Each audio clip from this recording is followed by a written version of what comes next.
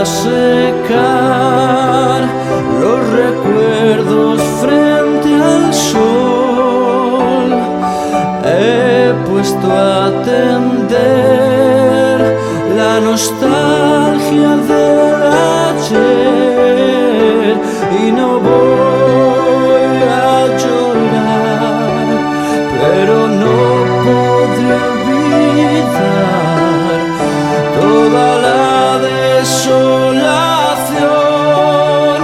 que los dioses trajeron del mar.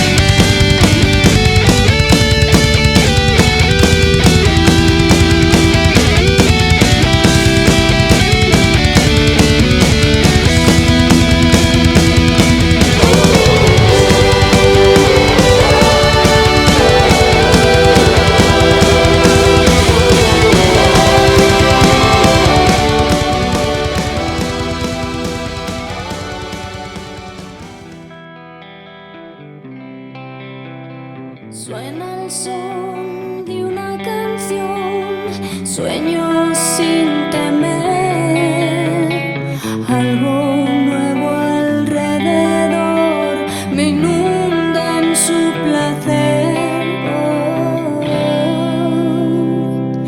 y me rompe en dos.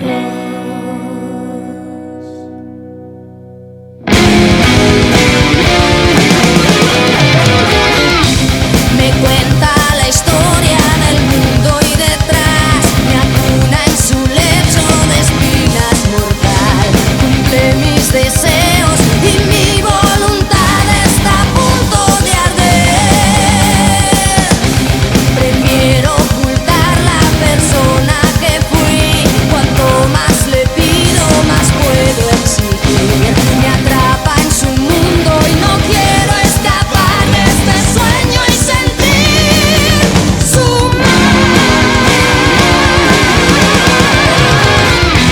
no quiero olvidar, quiere ser, dejarme atrapar sin dudar.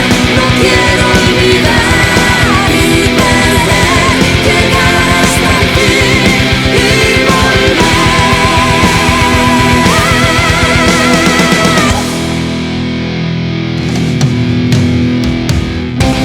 me quedo en silencio escuchando su voz. El sueño es eterno, ya no sé quién soy. Escucho un sonido tan dulce que apenas puedo